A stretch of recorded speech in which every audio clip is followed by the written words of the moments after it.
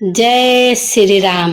यह सुनकर पार्वती जी मुस्कुराकर बोली, हे विज्ञानी मुनिवरों, आपने उचित ही कहा है। आपकी समझ में शिव जी ने कामदेव को अब जलाया है। अब तक तो वे विकार युक्त कामी ही रहे, किंतु हमारी समझ से तो शिव जी सदा ही योगी, अजन्मा, अनिद्य, काम रहित और भोगहीन है। और यदि मैंने शिव जी को ऐसा समझकर मन, वचन और कर्म से प्रेम सहित उनकी सेवा की है, तो हे मुनीश्वरों सुनिए, वे कृपा निधान भगवान मेरी प्रतिज्ञा को सत्य करेंगे। आपने जो यह कहा कि शिव जी ने कामदेव को भस्म कर दिया है, यही आपका बड़ा भारी अविवेक है। ये तात, अग्नि को तो सहज स्वभाव ही है, वह पाला उसके समीप कभी जा ही नहीं सकता और जाने पर वह अवश्य नष्ट हो जाएगा। महादेव जी और कामदेव के संबंध में भी यही न्याय समझना चाहिए। पार्वती के वचन सुनकर और उनका प्रेम तथा विश्वास देकर मुनि हृदय में बड़े प्रसन्न हुए। वे भवानी को सिर नवाकर चल दिए और हिमाचल के पास पहुँचे। उन्होंने पर्वतराज हिमाचल को सब हाल सुनाया। कामदेव का भस्म होना सुनकर हिमाचल बहुत दुखी हुए। फिर मुनियों ने रति के वरदान की बात कही। उसे सुनकर हिमवान ने बहुत सुख माना। शिव जी के प्रभाव को मन में विचार कर हिमाचल ने श्रेष्ठ मुनियों को आदर पूर्वक बुला लिया और उनसे शुभ दिन, शुभ नक्षत्र और शुभ घड़ी शोधवा कर वेद की विधि अनुसार शीघ्र ही लग्न निश्चय कराकर लिखवा दिया। फिर हिमाचल की वह लग्नपत्रिका सप्तऋषि को दे दी और चरण पकड़कर उनकी विनती की। उन्होंने जाकर वह लग्न पत्रिका ब्रह्मा जी को दी। उसको पढ़ते समय उनके हृदय में प्रेम समाता न था। ब्रह्मा जी ने लग्न पढ़कर सबको सुनाया। उसे सुनकर सब मुनि और देवता, सारा समाज हर्षित हो गया। आकाश से फूलों की वर्षा होने लगी, बाजे बजने लगे और दसों दिशाओं में मंगल कलश सजा दिए गए। सब देवता अपने भांति भांति के वाहन और विमान सजाने लगे। कल्याणप्रद मंगल शकुन होने लगे और अप्सराएं गाने लगी। शिव जी के गण शिव जी का श्रृंगार करने लगे। जटाओं का मुकुट बनाकर उस पर सांपों का मोर सजाया गया। शिव जी के सांपों के ही कुंडल और कंगन पहने, शरीर में विभूति रमाई और वस्त्र की जगह बागंबर लपेट लिया। शिव जी के सुंदर मस्तक पर चंद्रमा, सिर पर गंगा जी, तीन नेत्र, सांपों का जनेऊ, गले में विष और छाती पर नरमुंड की माला थी। इस प्रकार उनका वेश अशुभ होने पर भी वे कल्याण के धाम और कृपालु हैं। एक हाथ में त्रिशूल और दूसरे हाथ में डमरू सुशोभित है। शिव जी बैल पर चढ़कर चले, बाजे बज रहे थे। शिव जी को देखकर देवंगनाएं मुस्कुरा रही थीं और कहती थीं कि यह वर के योग्य दुल्हन संसार में नहीं मिलेगी। विष्णु और ब्रह्मा आदि देवताओं के समूह अपने अपने वाहनों पर चढ़कर बारात में चले। देवताओं का समाज सब प्रकार से अनुपम परम सुंदर था, पर दूल्हे के योग्य बारात न थी। तब विष्णु भगवान ने सब दिक्पालों को बुलाकर हंसकर ऐसा कहा, सब लोग अपने अपने दल समेत अलग अलग होकर चलो। हे भाई, हम लोग की यह बारात वर के योग्य नहीं है। क्या पराये नगर में जाकर हंसी कराओगे? विष्णु भगवान की बात सुनकर देवता मुस्कुराए। वे अपनी अपनी सेना सहित अलग हो गए। महादेव जी यह देखकर मन ही मन मुस्कुराए कि विष्णु भगवान के व्यंग वचन दिल लगी नहीं छूटी। अपने प्यारे विष्णु भगवान के इन अति प्रिय वचनों को सुनकर शिव जी ने भी भंगी को भेजकर अपने गण को बुला लिया। शिव जी की आज्ञा सुनते ही सब चले आए और उन्होंने स्वामी के चरण कमलों में सिर नवाया। तरह तरह की सवारियां और तरह तरह के वेश वाले अपने समाज को देखकर शिव जी हंसे। कोई बिना मुख का, किसी के बहुत से मुख, कोई बिना हाथ पैर का तो किसी के कई हाथ पैर, किसी के बहुत आंखें तो किसी की एक भी आंख नहीं, कोई बहुत मोटा ताजा तो कोई बहुत दुबला पतला, कोई बहुत दुबला पतला तो कोई बहुत मोटा, कोई पवित्र कोई अपवित्र, वेश धारण किए हुए हैं, भयंकर गहने पहने, हाथ में कपाल लिए और सब के सब शरीर में ताजा खून लपेटे हुए हैं। गधे, कुत्ते, सुअर और सियार के से उनके मुंह हैं। घोड़ों की अनगिनत वेशों को कौन गिने। बहुत प्रकार से प्रेत, पिशाच और योगिनियों के जमाते हैं, उनका वर्णन करते नहीं बनता। भूत प्रेत नाचते और गाते, वे सब बड़े मौजी हैं। देखने में बहुत ही बढ़ेंगे, जान पड़ेंगे और बड़े ही विचित्र ढंग से बोलते हैं। जैसा दूल्हा अब वैसी ही बारात बन गई। मार्ग में चलते हुए भांति भांति के कौतुक होते जाते हैं। इधर हिमाचल ने ऐसा विचित्र मंडप बनाया जिसका वर्णन नहीं किया जा सकता। जगत के छोटे बड़े पर्वत थे जिनका वर्णन करके पार नहीं मिलता, तथा जितने वन, समुद्र, नदियां और तालाब थे, हिमाचल ने सबको न्योता भेजा। वे सब अपने इच्छा अनुसार रूप धारण करने वाले, सुंदर शरीर धारण कर सुंदर स्त्रियों और समाज के साथ हिमाचल के घर गए। सभी स्नेह सहित मंगल गीत गाते हैं। हिमाचल ने पहले से बहुत से घर सजवा रखे थे। यथा योग उन उन स्थानों पर सब लोग उतर गए। नगर की शोभा देखकर ब्रह्मा की रचना चातुर्य भी तुच्छ लगती है। नगर की शोभा देखकर ब्रह्मा की निपुणता सचमुच तुच्छ लगती है। वन, बाग, कुएं, तालाब, नदियां सभी सुंदर हैं, उसका वर्णन कौन कर सकता है। घर घर बहुत से मंगल सूचक तोरण और ध्वजा पताकाएं सुशोभित हो रही हैं। वहाँ के सुंदर और चतुर स्त्री पुरुषों की छवि देखकर मुनियों के मन भी मनमोहित हो जाते हैं। जिस नगर में स्वयं जगदम्बा ने अवतार लिया, क्या उसका वर्णन हो सकता है। वहाँ सिद्ध, रिद्धि, संपत्ति और सुख नित्य नए बढ़ते जाते हैं। बारात को नगर के निकट आई सुनकर नगर में चहल पहल मच गई, जिसने उसकी शोभा बढ़ गई। आगवानी करने वाले लोग बनाव श्रृंगार करके तथा नाना प्रकार के सवारियों को सजाकर आदर सहित बारात लेने चले। देवताओं के समाज को देखकर सब मन में प्रसन्न हुए और विष्णु भगवान कर देखकर तो बहुत ही सुखी हुए, किंतु जब शिव जी के दलों को देखने लगे तब तो उनके मन में सब वाहन, घोड़े, रथ, बैल आदि डर कर भाग चले। कुछ बड़ी उम्र के समझदार लोग धीरज धरकर वहां डटे रहे। लड़के तो अपने प्राण लेकर भागे। घर पहुंचने पर जब माता पिता पूछते हैं तब वे भय से कांपते हुए शरीर से ऐसा वचन कहते हैं, क्या कहें, कोई बात कही नहीं जाती। यह बारात है या यमराज की सेना। दूल्हा पागल है और बैल पर सवार है। सांप, कपाल और राख ही उसके गहने हैं। दूल्हे के शरीर पर राख लगी है, सांप और कपाल के गहने हैं। वह नंगा, जटाधारी और भयंकर है। उसके साथ भयानक मुख वाले भूत, प्रेत, पिशाच, योगिनियां और राक्षस हैं। जो बारात को देखकर जीता बचेगा, सचमुच उसके बड़े ही पूर्ण है और वही पार्वती का विवाह देखेगा। लड़की ने घर घर यही बात कही। महेश्वर शिव जी का समाज समझकर सब लड़कों के माता पिता मुस्कुराए। उन्होंने बहुत तरह से लड़कों को समझाया कि निडर हो जाओ, डर की कोई बात नहीं है। अगवान लोग बारात को लिवा लाए। उन्होंने सबको सुंदर जनवासे में ठहरा दिए। मैना पार्वती जी की माता ने शुभ आरती सजाई और उनके साथ ही स्त्रियां उत्तम मंगल गीत गाने लगी। सुंदर हाथों में सोने की थाल शोभित। इस प्रकार नैना हर्ष के साथ शिव जी के परछावन करने चली। जब महादेव जी को भयानक वेश देखा तब ये स्त्रियों के मन में बड़ा भारी भय उत्पन्न हो गया। बहुत ही डर के मारे भागकर वे घर में घुस गई और शिव जी जहाँ जनवासा था वहाँ चले गए। मैना के हृदय में बड़ा दुख हुआ। उन्होंने पार्वती जी को अपने पास बुला लिया और अत्यंत स्नेह से गोद में बैठाकर अपने नील कमल के समान नेत्रों में आंसू भरकर कहा, जिस विधाता ने तुमको ऐसा सुंदर रूप दिया है, उस मूर्ख ने तुम्हारे दूल्हे को बावला कैसे बना दिया। जिस विधाता ने तुमको सुंदरता दी, उसने तुम्हारे लिए बर बावला कैसे बनाया। जो फल कल्प वृक्ष लगना चाहिए, वह जबरदस्ती बबूल लग रहा है।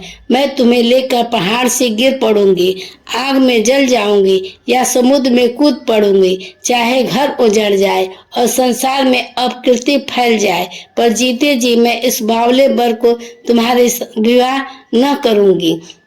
हिमाचल की स्त्री मैना को दुखी देखकर सारी स्त्रियां व्याकुल हो गईं।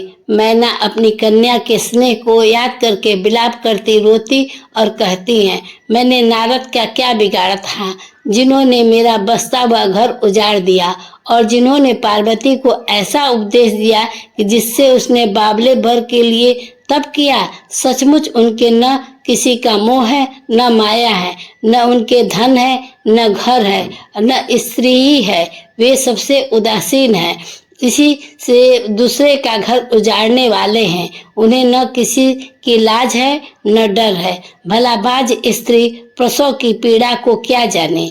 माता को विकल देखकर पार्वती जी विवेक युक्त कोमल बाड़ी बोली, हे माता, जो विधाता रच देते हैं वह टलता नहीं। ऐसा विचार कर तुम सोच मत करो। जो मेरे भाग्य में बावला ही पति लिखा है तो किसी को क्यों दोष लगाया जाए। हे माता, क्या विधाता के अंग तुमसे मिट सकते हैं। पिठा, कलंक का टीका मत लो। हे माता, कलंक मत लो, रोना छोड़ो। यह अवसर विषाद करने का नहीं। मेरे भाग्य में जो दुख सुख लिखा है उसे मैं जहाँ जाऊंगी वहीं पाऊंगी। पार्वती जी के ऐसे विनय भरे कोमल वचन सुनकर सारी स्त्रियां सोच करने लगी और भांति भांति विधाता को दोष देखकर आंखों में आंसू बहाने लगी। इस समाचार को सुनते ही हिमाचल उसी समय नारद जी और सप्तऋषि को साथ लेकर अपने घर गए। तब नारद जी ने पूर्व जन्म की कथा सुनकर सबको समझाया और कहा कि हे मैना, तुम मेरी सच्ची बात सुनो। तुम्हारी यह लड़की साक्षात जगत जननी भवानी है। ये अजन्मा अनादि अविनाशी शक्ति है, सदा शिव जी के अर्धांग में रहती है। ये जगत की उत्पत्ति, पालन और संहार करने वाली है और अपनी इच्छा से ही लीला शरीर धारण करती है। पहले ये दक्ष के घर जाकर जन्मी थी, तब इसका नाम सती था। बहुत सुंदर शरीर पाया था। वहाँ भी सती शंकर जी से ही ब्याही गई। यह कथा सारे जगत में प्रसिद्ध है। एक बार इन्होंने शिव जी के साथ आते हुए राह में रघुकुल रूपी कमल के सुर श्री रामचंद्र जी को देखा। तब इन्हें मोह हो गया और इन्होंने शिव जी का कहना न मानकर भ्रम व सीता जी का वेश धारण कर लिया। सती जी ने जो सीता का वेश धारण किया, उसी अपराध के कारण शंकर जी ने उनको त्याग दिया। फिर शिव जी के वियोग में ये अपने पिता के यज्ञ में जाकर वही योग अग्नि में भस्म हो गए। अब इन्होंने तुम्हारे घर जन्म लेकर अपने पति के लिए कठिन तप किया है, ऐसा जानकर संदेह छोड़ दो। पार्वती जी तो सदा शिव जी की प्रिया अर्धांगिनी है। तब नारद के वचन सुनकर सबको विषाद मिट गया और क्षण भर में यह समाचार सारे नगर में घर घर फैल गया। तब मैना और हिमवान आनंद से मग्न हो गए और उन्होंने बार बार पार्वती के चरणों की वंदना की। स्त्री पुरुष बालक युवा और वृद्ध नगर के सभी लोग बहुत प्रसन्न हुए। नगर में मंगल गीत गाए जाने लगे और सबने भांति भांति के सुवर्ण के कलश सजाए। पाक शास्त्र में जैसी रीति है उसके अनुसार अनेक भांति के जेवनार रसोई बने। जिस घर में स्वयं माता भवानी रहती हो वहाँ की जेवनार भोजन सामग्री का वर्णन कैसे किया जा सकता है। हिमाचल ने आदर पूर्वक सब बारातियों को विष्णु ब्रह्मा और सब जातियों के देवताओं को बुलवाया।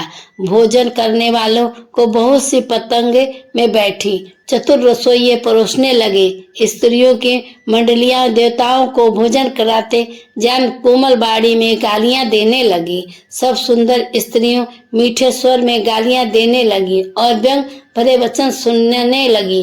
देवगण विनोद सुनकर बहुत सुख अनुभव करते थे, इसलिए भोजन करने में बड़ी देर लगा रहे थे। भोजन के समय जो आनंद बढ़ा वह करोड़ों मुंह से भी नहीं कहा जा सकता। भोजन कर चुकने पर सबके हाथ मुंह धुलवा कर पान दिए गए।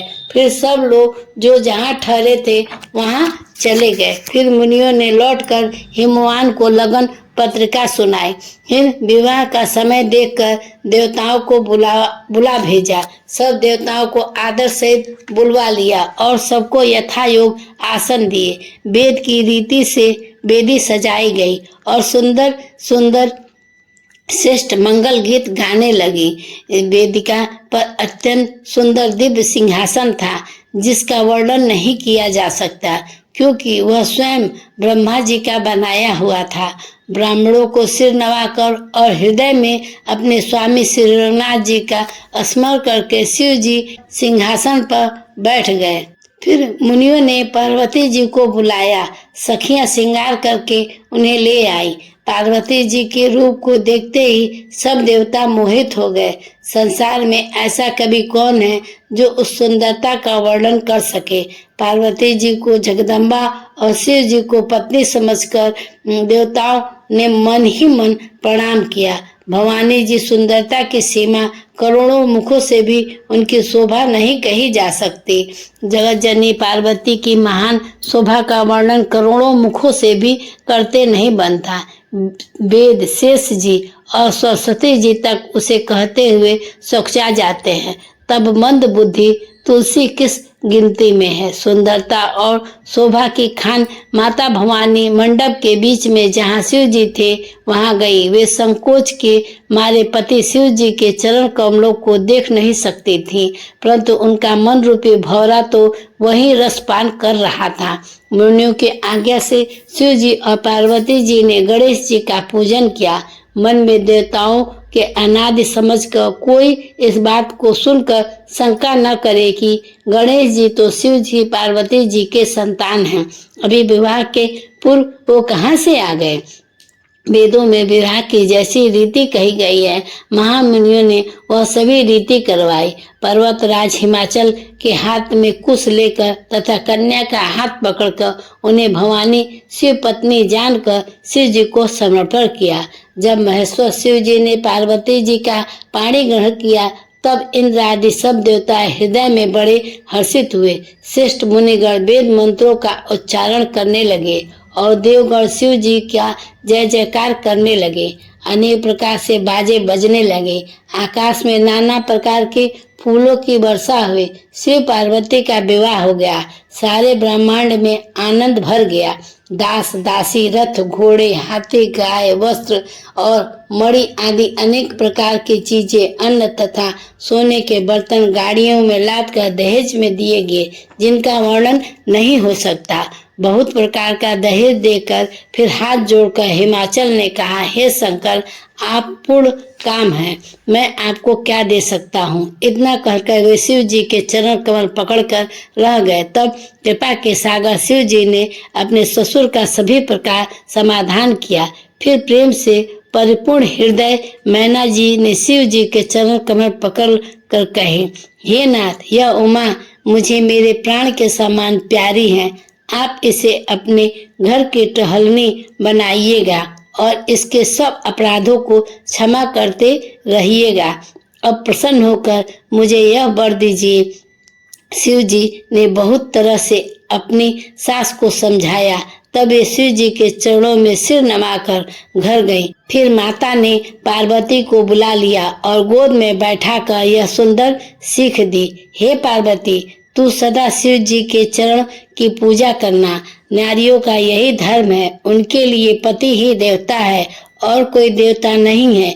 इस प्रकार की बातें कहते कहते उनकी आंखों में आंसू भर आए और उन्होंने कन्या को छाती से चिपटा लिया। फिर बोली, विधाता ने जगत की स्त्री जाति ही क्यों पैदा की। पराधीन को सपने में भी सुख नहीं मिलता। यो कहती हुई माता प्रेम से अत्यंत विकल हो गई, परंतु कुछ समय जानकर दुख करने का अवसर न जानकर उन्होंने धीरज धरा। मैना बार बार मिलती और पार्वती के चरणों को पकड़कर गिर पड़ती थी। बड़ा ही प्रेम, कुछ वर्णन नहीं किया जाता। भवानी सब स्त्रियों से मिल भेंट फिर अपनी माता के हृदय से जा लिपटी। पार्वती जी माता से फिर मिलकर चली। सब किसी ने उन्हें योग्य आशीर्वाद दिए। पार्वती जी फिर कर माता की ओर देखती जाती। तब सखिया उन्हें शिव जी के पास ले गए। महादेव जी सब याचकों को संतुष्ट कर पार्वती के साथ कैलाश पर चले। सब देवता प्रसन्न होकर फूलों की वर्षा करने लगे और आकाश में सुंदर नगाड़े बजने लगे। तब हिमवान अत्यंत प्रेम से शिव जी को पहुंचाने के लिए साथ चले। वृषकेतु शिव जी ने बहुत तरह से उन्हें संतोष कराकर विदा किया। पर्वतराज हिमालय तुरंत घर आए और उन्होंने सब पर्वतों और सरोवरों को बुला लिया। हिमवान ने आदर, दान, विनय और बहुत सम्मान पूर्वक सबकी विदाई की।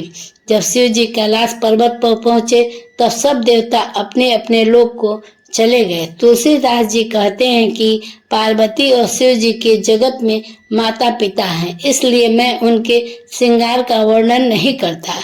शिव पार्वती विविध प्रकार के भोग विलास करते हुए अपने गणों सहित कैलाश पर रहने लगे। वे नित्य नए विहार करते थे। इस प्रकार बहुत समय बीत गया। तब 6 मुख वाले पुत्र स्वामी कार्तिक का जन्म हुआ, जिन्होंने बड़ा होने पर युद्ध में तारकासुर को मारा। वेद शास्त्र और पुराण में स्वामी कार्तिकेय की जन्म कथा प्रसिद्ध है और सारा जगत उसे जानता है। खड़ानंद स्वामी कार्तिक के जन्म, कर्म और प्रताप और महान पुरुषार्थ को सारा जगत जानता है, इसलिए मैंने वृषकेतु शिव जी के पुत्र के चरित्र संक्षेप में कहा है। शिव पार्वती के विवाह की इस कथा को जो स्त्री पुरुष कहेंगे और वे गाएंगे, वे कल्याणकारियों और विवाह आदि मंगलों में सदा सुख पावेंगे।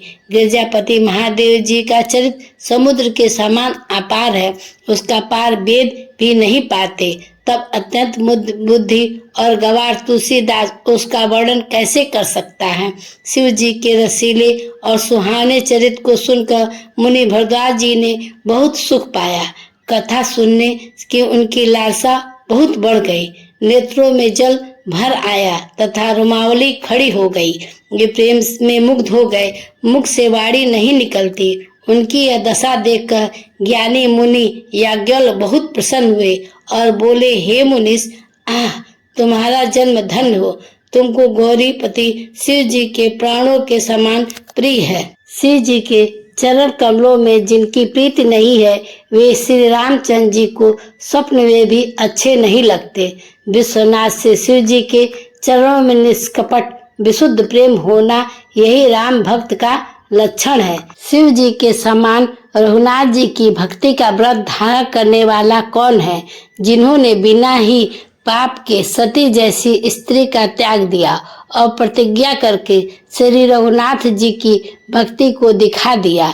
हे भाई, श्री रामचंद्र जी को शिव जी के समान और कौन प्यारा है। मैंने पहले ही शिव जी का चरित्र कहकर तुम्हारा भेद समझ लिया। तुम श्री रामचंद्र जी के पवित्र सेवक हो और समस्त दोषों से रहित हो। मैंने तुम्हारा गुण और शील जान लिया। अब मैं रघुनाथ जी की लीला कहता हूँ, सुनो हे मुनि, सुनो। आज तुम्हारे मिलने से मेरे मन में जो आनंद हुआ है वह कहा नहीं जा सकता। हे मुनीश्वर, रामचरित अत्यंत अपार है। 100 करोड़ शेष भी उसे नहीं कह सकते। तथापि जैसा मैंने सुना वैसी वाणी में स्वामी प्रेरक और हाथ में धनुष लिए हुए प्रभु श्री रामचंद्र जी का स्मरण करके कहता हूँ। सरस्वती जी कठपुतली के समान है और अंतर्यामी स्वामी श्री रामचंद्र जी कठपुतली को नचाने वाले सूत्रधार है। अपना भक्त जानकर जिस कवि पर वे कृपा करते हैं, उसके हृदय रूपी आंगन में सरस्वती जी को वे नचाया करते हैं। उन्हीं कृपालु श्री रघुनाथ जी को मैं प्रणाम करता हूँ और उन्हीं के निर्मल गुणों की कथा कहता हूँ। कैलाश पर्वत में श्रेष्ठ और बहुत से रमणी, जहाँ शिव पार्वती को सदा निवास करते हैं, सिद्ध तपस्वी योगी गण, देवता, किन्नर और मुनियों के समूह उस पर्वत पर रहते हैं। वे सब बड़े पुण्यात्मा हैं और आनंद कंद श्री महादेव जी की सेवा करते हैं। जो भगवान विष्णु और महादेव जी से विमुख हैं और जिनकी धर्म से प्रीति नहीं है, वे लोग स्वप्न में भी वहां नहीं जा सकते। उस पर्वत पर एक विशाल बरगद का पेड़ है जो नित्य नवीन और सब काल 6 ऋतुओं में सुंदर रहता है। वहां तीनों प्रकार की शीतल मंद सुगंध वायु बहती रहती हैं और उसकी छाया बड़ी ठंडी है। वह शिव जी के विश्राम करने का वृक्ष है जिसे वेदों ने गाया है। एक बार प्रभु शिव जी उस वृक्ष के नीचे गए और उसे देखकर उनके हृदय में बहुत आनंद हुआ। अपने हाथ से बागंबर बिछाकर कृपालु शिव जी स्वभाव से ही बिना किसी खास प्रयोग के वहां बैठ गए।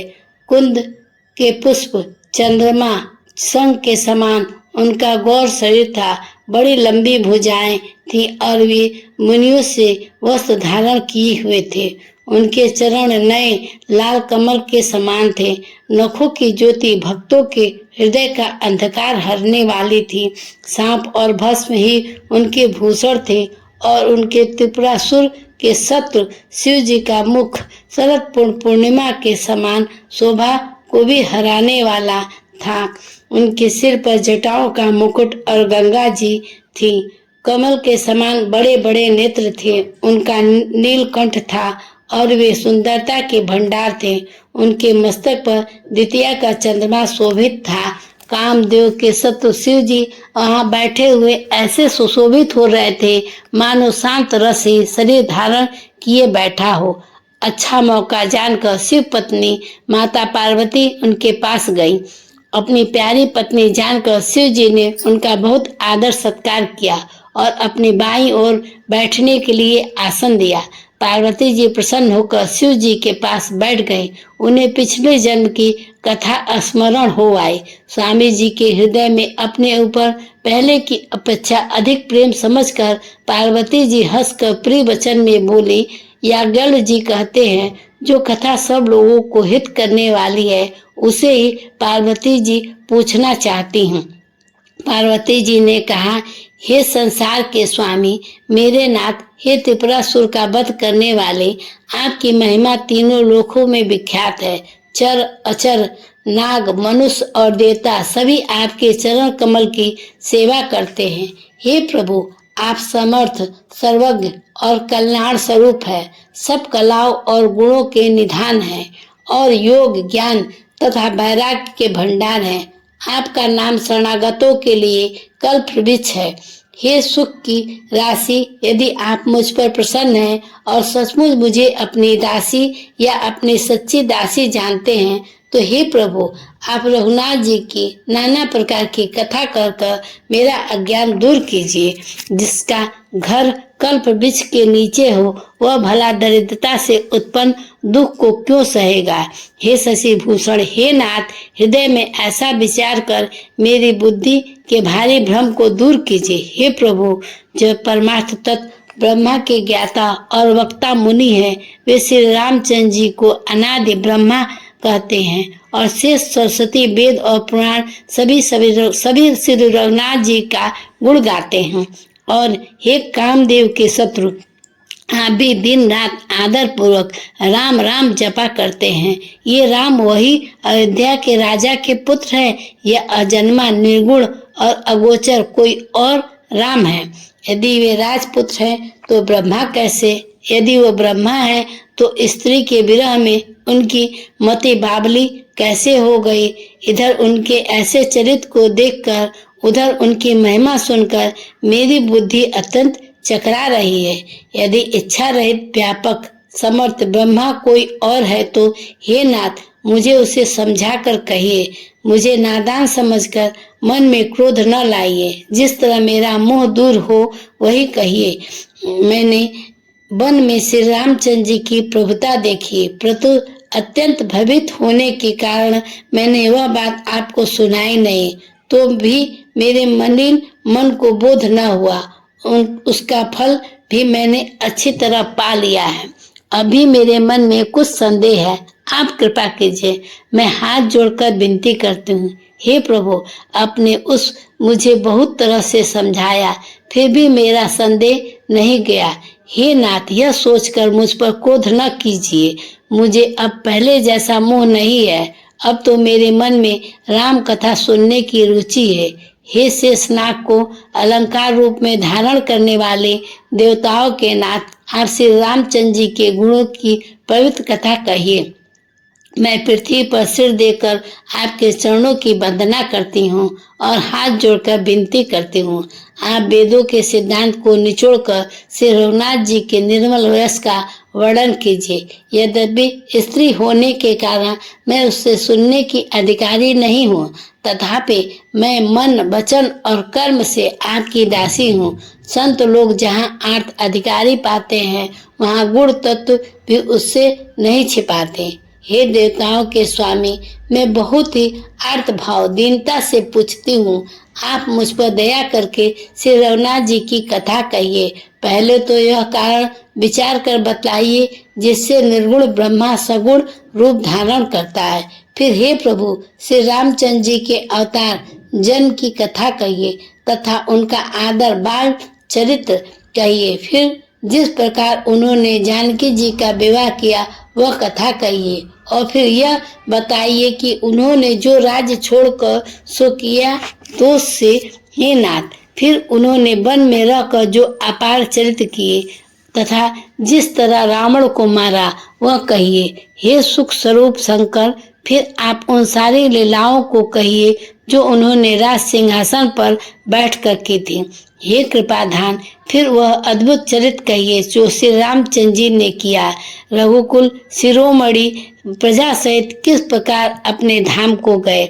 हे प्रभु, फिर आप उस तत्व को समझाकर कहिए जिसकी अनुभूति में ज्ञानी मुनिगण सदा मग्न रहते हैं। और फिर भक्ति, ज्ञान, विज्ञान और वैराग्य का विभाग सहित वर्णन कीजिए। इसके सिवा श्री रामचंद्र जी और जो अनेक रहस्य छिपे हुए भाव अथवा चरित्र हैं उनको कहिए। हे नाथ, आपका ज्ञान अत्यंत निर्बल है। हे प्रभु, जो बात मैंने न भी पूछी हो, हे दयालु, उसे भी आप छिपा न रखिएगा। वेदों ने आपको तीनों लोगों का गुरु कहा है। दूसरे पामर जीव इस रहस्य को क्या जाने। पार्वती जी के सहज, सुंदर और छल रहित प्रश्न सुनकर शिव जी के मन में बहुत अच्छे लगे। श्री महादेव जी के हृदय में सारे रामचरित आ गए।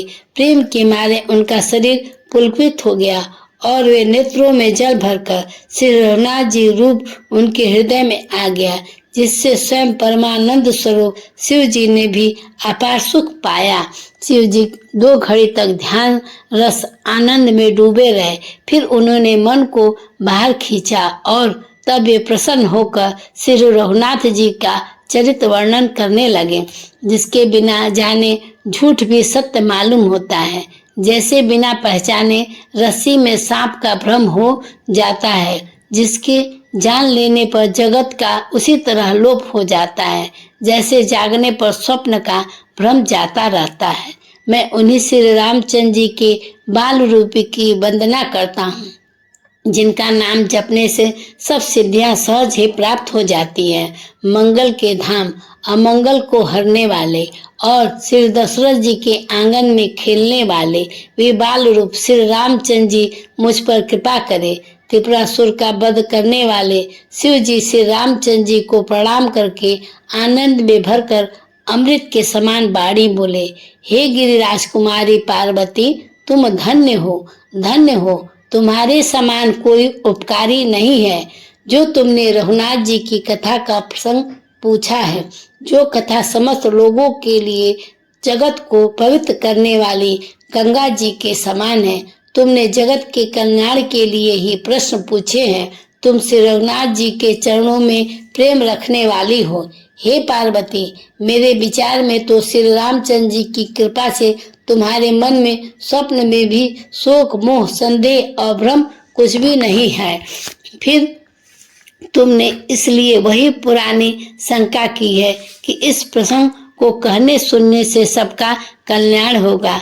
जिन्होंने अपने कानों में भगवान की कथा नहीं सुनी, उनके कानों के छिद्र सांप के बिल के समान हैं।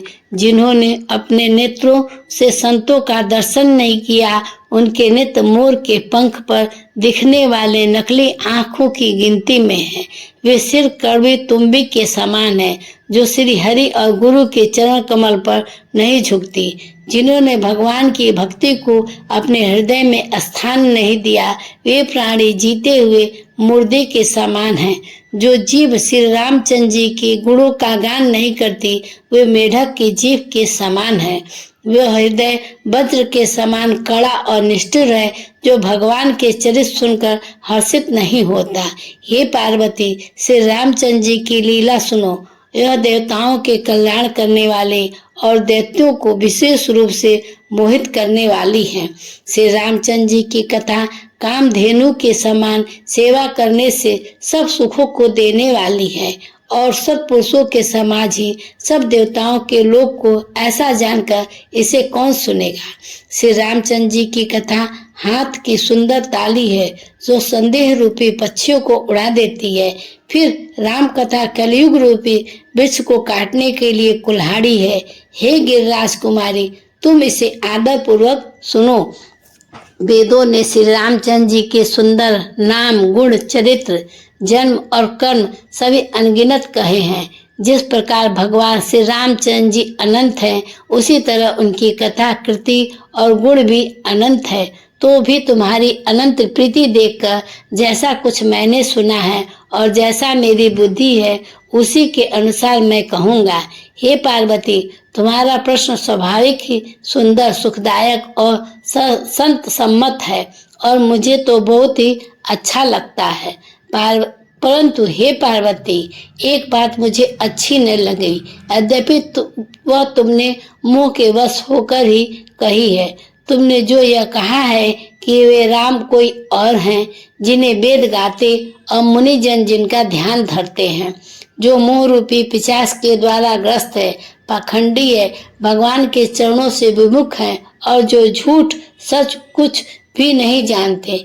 ऐसा अधम मनुष्य इस तरह कहते सुनते हैं, जो अज्ञानी, मूर्ख, अंधे और भाग्यहीन है और जिनके मन रूपी दर्पण पर विषय रूपी काई जमी हुई है, जो व्यभिचारी, छली और बड़े कुटिल है और जिन्होंने कभी स्वप्न में भी संत समाज के दर्शन नहीं किए और जिन्हें अपनी लाभ हानि नहीं सूझती, वे ही ऐसे वेद विरुद्ध बातें कहा करते हैं, जिनका हृदय रूपी दर्पण मैला है और जो नेत्रों से हीन है। वे बेचारे श्री रामचंद्र जी के रूप को कैसे देखे, जिनको निर्गुण सगुण कुछ भी विवेक नहीं है, जो अनेक मनगढ़ंत बातें बका करते हैं, जो श्री हरि के माया के बस में होकर जगत में जन्म मृत्यु के चक्र में भरते फिरते हैं। उनके लिए कुछ भी कह डालना असंभव नहीं है। जिन्हें वायु का रोग हो गया है, जो भूत के बस में हो गए हैं और जो नशे में चूर है, ऐसे लोग विचार कर वचन नहीं बोलते। जिन्होंने महामोह रूपी मदिरा पी रखी है, उनके कहने पर कान न देना चाहिए। अपने हृदय में ऐसा विचार कर संदेह छोड़ दो और श्री रामचंद्र जी के चरणों को भजो। हे पार्वती, भ्रम रूपी अंधकार के नाश करने के लिए सूर्य की किरणों के समान मेरे वचनों को सुनो। सगुण और निर्गुण कुछ भी भेद नहीं है। मुनि, पुराण, पंडित और वेद सभी ऐसा कहते हैं। जो निर्गुण, अरूप, निराकार, अलख और अजन्मा है, वही भक्तों के प्रेम वश सगुण हो जाता है। जो निर्गुण है वही सगुण है। जैसे जल और ओले में भेद नहीं है, दोनों जल ही हैं, ऐसे निर्गुण और सगुण एक ही हैं। जिनका नाम भ्रम रूपी अंधकार को मिटाने के लिए सूर्य है, उनके लिए मोह का प्रसंग भी कैसे कहा जा सकता है। श्री रामचंद्र जी सच्चिदानंद स्वरूप सूर्य है, वह मोह रूपी रात्रि का लवलेश भी नहीं है। वे स्वभाव से ही प्रकाश स्वरूप है और भगवान है। वहाँ तो विज्ञान रूपी प्रातः काल भी नहीं होता। अज्ञान रूपी रात्रि हो तब तो विज्ञान रूपी प्रातः काल हो। भगवान तो नित्य ज्ञान स्वरूप है। हर्ष, शोक, ज्ञान, अज्ञान, अहंता, अभिमान, ये सब जीवन के धर्म है। श्री रामचंद्र जी तो व्यापक ब्रह्मा, परमानंद स्वरूप, परत प्रभु, पुराण पुरुष है। इन बातों को सारा जगत जानता है। जो पुराण पुरुष प्रसिद्ध है, प्रकाश के भंडार हैं, सब रूपों में प्रकट है। जीव, माया और जगत सबके स्वामी हैं। वे ही रघुकुल मणि श्री रामचंद्र जी मेरे स्वामी हैं। ऐसा कहकर शिव जी ने उनको मस्तक नवाया। अज्ञानी मनुष्य अपने भ्रम को तो समझते नहीं और वे मूर्ख प्रभु श्री रामचंद्र जी पर उसका आरोप करते हैं। जैसे आकाश में बादलों का पर्दा देखकर कुविचारी अज्ञानी लोग कहते हैं कि बादलों ने सूर्य को ढक लिया। जो मनुष्य आंख में उंगली लगाकर देखता है, उसके लिए तो दो चंद्रमा प्रकट हैं। हे पार्वती, श्री रामचंद्र जी के विषय में इस प्रकार मोह की कल्पना करना वैसा ही है जैसे आकाश में अंधकार, धुएं और धूल का दिखना। आकाश जैसे निर्मल और निर्लेप है, उसको कोई मलिन स्पर्श नहीं कर सकता। इसी प्रकार भगवान श्री रामचंद्र जी नित्य निर्मल और निर्लेप हैं। वैसे इंद्रियों के देवता, जीवात्मा, ये सब एकाकी सहायता से एक चेतन होते हैं। अर्थात विषयों का प्रकाश इंद्रियों से, इंद्रियों का इंद्रियों के देवताओं से और इंद्रिय देवताओं का चेतन जीवात्मा प्रकाश होता है। इन सब का तो परम प्रकाशक अर्थात जिसमें इन सब का प्रकाश होता है, वही अनादि ब्रह्मा अयोध्या नरेश श्री रामचंद्र जी हैं। यह जगत प्रकाश और श्री रामचंद्र जी इसके प्रकाशक है। वे माया के स्वामी और ज्ञान तथा गुणों के धाम हैं, जिनकी सत्ता से मोह की सहायता पाकर जड़ माया भी सत्य से भ्रमित होती है। जैसे सीप में चांदी की और सूर्य की किरणों में पानी का प्रतीत होता है। यद्यपि प्रतीत तीनों कालों में झूठ है, तथापि इस भ्रम को कोई हटा नहीं सकता। इसी तरह यह संसार भगवान के आश्रित रहता है। यद्यपि यह सत्य है कि तो भी दुख तो देता ही है। जिस तरह स्वप्न में कोई सिर काट ले तो बिना जागे वह दुख दूर नहीं होता। हे पार्वती, जिनकी कृपा से इस प्रकार का भ्रम मिट जाता है, वही कृपालु श्री रघुनाथ जी हैं, जिनका आदि और अंत किसी ने नहीं जान पाया। वेदों ने अपनी बुद्धि से अनुमान करके इस प्रकार कहा और गाया है। वह ब्रह्मा बिना ही पैर के चलता है, बिना ही कान के सुनता है, बिना ही हाथ के नाना प्रकार के काम करता है, बिना मुंह के सारे रसों का आनंद लेता है और बिना ही वाणी के बहुत योग वक्ता है। वह बिना ही शरीर से स्पर्श करता है, बिना ही आँखों से देखता है और बिना ही नाक से सब गंधों को ग्रहण करता है। उस ब्रह्मा की करनी सभी प्रकार से ऐसी अलौकिक है कि जिसकी महिमा कही नहीं जा सकती, जिसका वेद और पंडित इस प्रकार वर्णन करते हैं और मुनि जिसका ध्यान धरते हैं, वही दशरथ नंदन भक्तों के हितकारी अयोध्या के स्वामी भगवान श्री रामचंद्र जी हैं। हे पार्वती, जिनके नाम के बल से काशी में मरते हुए प्राणी को देखकर मैं उसे राम मंत्र देकर शोक रहित कर देता हूँ, मुक्त कर देता हूँ, वही मेरे प्रभु रघुश्रेष्ठ श्री रामचंद्र जी की जड़ चेतन के स्वामी और सबके हृदय के भीतर जानने वाले हैं। विवश होकर भी जिसका नाम लेने से मनुष्य के अनेक जन्मों में किए हुए पाप जल जाते हैं, फिर जो मनुष्य आदक पूर्वक उनका स्मरण करते हैं, वे तो संसार रूपी समुद्र के गाय के खुर के बने हुए गड्ढे के समान पार कर जाते हैं। हे पार्वती, वही परमात्मा श्री रामचंद्र जी हैं। उनके भ्रम है तुम्हारा ऐसा कहना अत्यंत ही अनुचित है। इस प्रकार का संदेह मन में लाते ही मनुष्य के ज्ञान, वैराग आदि सारे सद्गुण नष्ट हो जाते हैं। शिव जी के भ्रम नाशक वचनों को सुनकर पार्वती जी के सब कुतर्कों की रचना मिट गई। ये श्री रघुनाथ जी के चरणों में उनका प्रेम और विश्वास हो गया और कठिन असंभावना संभव नहीं है। ऐसी मिथ्या कल्पना जाती रही। बार बार स्वामी शिव जी के चरण कमलों को पकड़कर और अपने कमल के समान हाथों को जोड़कर पार्वती जी मानो प्रेम रस में सान कर सुंदर वचन बोली। आपकी चंद्रमा की किरणों के समान शीतल वाणी सुनकर मेरा अज्ञान रूपी शरद ऋतु का धूप का भारी ताप मिट गया है। हे कृपालु, आपने मेरा सब संदेह हर लिया। अब श्री रामचंद्र जी का यथार्थ स्वरूप मेरी समझ में आ गया। हे नाथ, आपकी कृपा से अब मेरा विषाद जाता है और आपके चरणों के अनुग्रह मैं सुखी हो गई। यद्यपि मैं स्त्री होने के कारण स्वभाव से ही मूर्ख और ज्ञानहीन हूँ, तो भी अब आप मुझे अपनी दासी जानकर, हे प्रभु, यदि आप मुझ पर प्रसन्न हैं तो जो बात मैंने पहले आपसे पूछी है वही कहिए। यह सत्य है कि श्री रामचंद्र जी ब्रह्मा चिन्मय ज्ञान स्वरूप हैं, अविनाशी हैं, सबके रहित, सबके हृदय रूपी नगरी के निवास करने वाले हैं। फिर हे नाथ, उन्होंने मनुष्य शरीर किस कारण धारण किया? हे धर्म की ध्वजा धारण करने वाले प्रभु, यह मुझे समझाकर कहिए।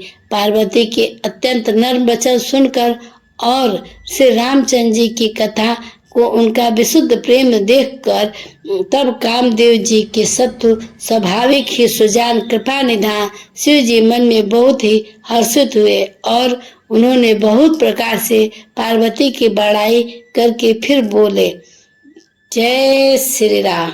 इस प्रकार चौथा विश्राम हुआ।